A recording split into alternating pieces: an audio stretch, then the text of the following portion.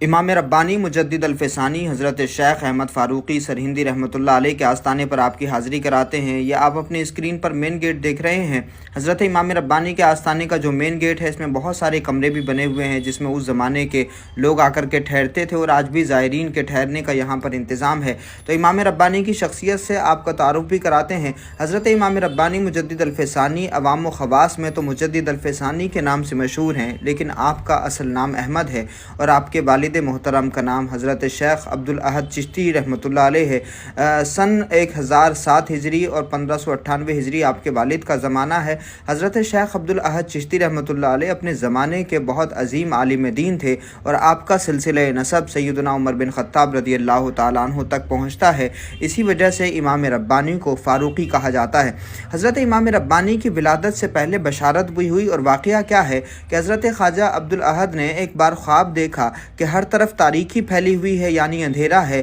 اور خنزیر اور بندر لوگوں کو ہلاک کر رہے ہیں، کہ ان کے سینے سے اچانک ایک نور نکلا، اس سے ایک تخت ظاہر ہوا جس پر ایک شخص تکیہ لگائے بیٹھا ہے، اور اس کے سامنے بے دینوں کو قتل کیا جا رہا ہے، اور کوئی یہ کہہ رہا ہے کہ حق آ گیا اور باطل مٹ گیا۔ بے شک باطل مٹنے والا ہی تھا۔ صبح اس کی تعبیر پوچھنے کے لیے حضرت شیخ عبدالاحد چشتی رحمۃ اللہ علیہ اس زمانے کے قادری سلسلے کے بہت عظیم صوفی حضرت شاہ کمال کیتلی رحمۃ اللہ علیہ کی بارگاہ میں پہنچے، تو انہوں نے فرمایا کہ تمہارے گھر ایک فرزند پیدا ہوگا، وہ کفر و الحاد اور بدعات و منکرات کا سخت رد کرے گا۔ لہٰذا کچھ دنوں بعد جمعہ کی شب شوال کے مہینے میں 971 ہجری 1563 میں پنجاب کے ایک شہر سرہند شریف میں حضرت مجدد الفسانی امام ربانی رحمۃ اللہ علیہ کی پیدائش ہوئی۔ تعلیم و تربیت کے حوالے سے اگر ہم بات کریں تو ہم آپ کو بتائیں کہ امام ربانی بچپن سے ہی بہت ذہین تھے اور بہت مضبوط حافظے کے مالک تھے۔ خواجہ محمد ہاشم کے بقول آپ نے بہت کم عمری میں قرآن مجید کا حفظ کر لیا۔ اعلیٰ کتابیں زیادہ تر اپنے والد محترم سے پڑھی۔ کشمیر کے بہت سارے اساتذہ حضرت مولانا کمال کشمیری اور یعقوب کشمیری سے آپ نے درس نظامی کی تعلیم حاصل کی۔ اس کے علاوہ 17 سال کی عمر میں آپ نے تمام جو علوم مروجہ تھے ان میں فراغت حاصل کر لی، اور باضابطہ طور پر درس و تدریس کا فریضہ انجام دینے لگے۔ تو آپ اندازہ لگا سکتے ہیں کہ اس وقت کے تمام روایتی علوم سے فراغت صرف 17 سال کی عمر میں حاصل کر لی۔ پھر بیعت کے لیے بھی حضرت شیخ عبدالاحد چشتی رحمۃ اللہ علیہ نے قدم بڑھایا، اور حضرت شیخ عبدالاحد نے یعنی والد محترم نے اپنے بیٹے کو سلسلہ چشتیہ میں بیعت فرما لیا۔ اس کے علاوہ شاہ کمال کیتلی رحمۃ اللہ علیہ کی صحبت بھی ملی۔ اس وقت شاہ کمال کیتلی ہندوستان میں قادری سلسلے کے بہت بڑے شیخ تھے، اور پھر شاہ کمال کیتلی کے جو پوتے تھے شاہ سکندر کیتلی رحمۃ اللہ علیہ، پھر انہی کے ذریعے حضرت غوث پاک کا جبہ مبارک بھی حضرت امام ربانی مجدد الفسانی کو دیا گیا۔ تو شاہ کمال کیتلی کی خانقاہ سے اور سرکار غوث پاک رضی اللہ تعالیٰ عنہ کی بارگاہ سے یہ بڑا گہرا رابطہ ہے حضرت امام ربانی کا۔ پھر خواجہ باقی باللہ کا جو خصوصی فیضان رہا، اس کے حوالے سے ہم بتاتے ہیں کہ جب والد محترم کا انتقال ہوا تو آپ 1008 ہجری میں حرمین کی زیارت کے ارادے سے نکلے اور دلی پہنچے۔ دلی میں مولانا حسن کشمیری نے بتایا کہ خواجہ باقی باللہ سے ملاقات کر لیں، وہ ہندوستان میں نقش بندی سلسلے کے امام ہیں۔ تو ان کے کہنے پر، یعنی مولانا حسن کشمیری کے کہنے پر، امام ربانی جب حضرت خواجہ باقی باللہ کی بارگاہ میں پہنچے تو خواجہ باقی باللہ نے بہت محبت کے ساتھ اور شفقت کے ساتھ آپ کا استقبال کیا کہ آپ مبارک سفر پہ جا رہے ہیں، لیکن اگر چند دن فقراء کی صحبت میں رہتے تو بہتر ہوتا۔ چنانچہ آپ ٹھہر گئے، اور 3 ماہ چند دنوں کی قلیل مدت میں اتنا کچھ حاصل کر لیا امام ربانی نے حضرت خواجہ باقی باللہ کی بارگاہ سے، جسے کوئی حاصل کرنے والا برسوں میں نہیں پا سکتا، وہ اتنی کم مدت میں امام ربانی نے حضرت خواجہ باقی باللہ کی صحبت میں حاصل کر لیا۔ کچھ دنوں تک مرشد کی تربیت میں رہے اور خدمت میں رہے، اور روحانی ترقیات کی بہت اہم منزلیں طے کی، اور جب ایک دن واپسی کی اجازت طلب کی تو خواجہ باقی باللہ نے آپ کو اجازت و خلافت کے ساتھ میں رخصت کیا، اور اس طرح آپ ارشاد و ہدایت کی اجازت کے ساتھ اپنے وطن سرہند واپس ہوئے، اور وطن پہنچتے ہی مخلوق کی رشد و ہدایت اور اس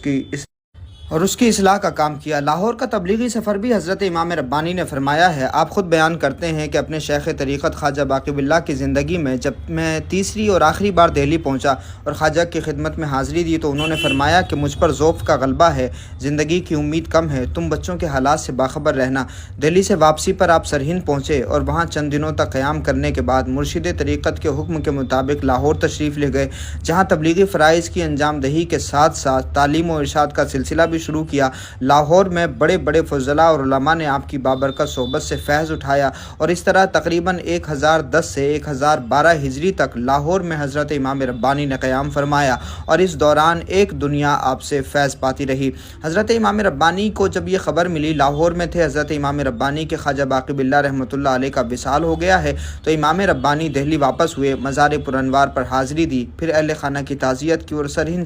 چلے گئے۔ پانچویں بار 1013 میں عرس کے موقع پر دلی پہنچے اور اس بار واپسی کے بعد پھر کبھی دہلی نہیں آئے، البتہ آپ نے 2-3 بار آگرے کا سفر ضرور کیا ہے۔ حضرت امام ربانی کی عظمت اور ان کی شان کی گواہی خود آپ کے پیر و مرشد حضرت خواجہ باقی باللہ نے دی ہے۔ حضرت خواجہ باقی باللہ فرماتے ہیں کہ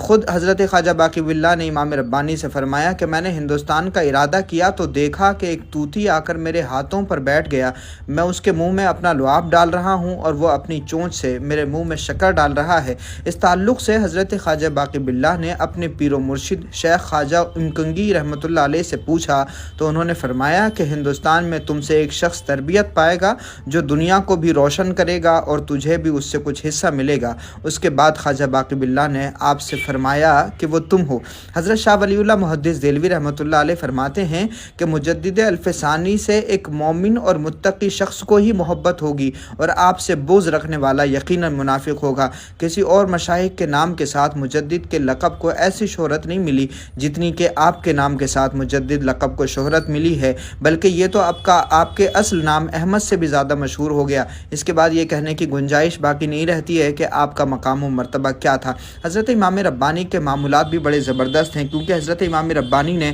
فرائض، واجبات، سنن اور مستحبات، ان تمام چیزوں کی ترتیب کے اعتبار سے لوگوں کو بہت زیادہ تاکید فرمائی، کیونکہ جو نام نہاد صوفی تھے انہوں نے سنن، مستحبات کو واجبات اور فرض پر ترجیح دے دی تھی۔ حضرت امام ربانی نے اسی پر بہت زیادہ کام کیا، لوگوں کو خطوط لکھے کہ وہ زیادتیاں نہ کریں۔ حضرت امام ربانی خود فرائض اور واجبات اور سنت اور مستحبات کا ترتیب کے اعتبار سے بڑا خیال فرماتے تھے، رمضان مبارک کا بڑا اہتمام کرتے تھے، 3 مرتبہ رمضان میں قرآن مجید مکمل کر لیا کرتے تھے، نماز تراویح سفر اور حضر میں بھی باجماعت ادا کرتے تھے اور اخیر عشرے میں پابندی کے ساتھ اعتکاف کیا کرتے تھے۔ اور امام ربانی کا معمول تھا کہ قبروں کی زیارت کے لیے بھی جاتے تھے، یعنی مزارات پر حاضری دیا کرتے تھے۔ اپنے زمانے کا امام علیم ربانی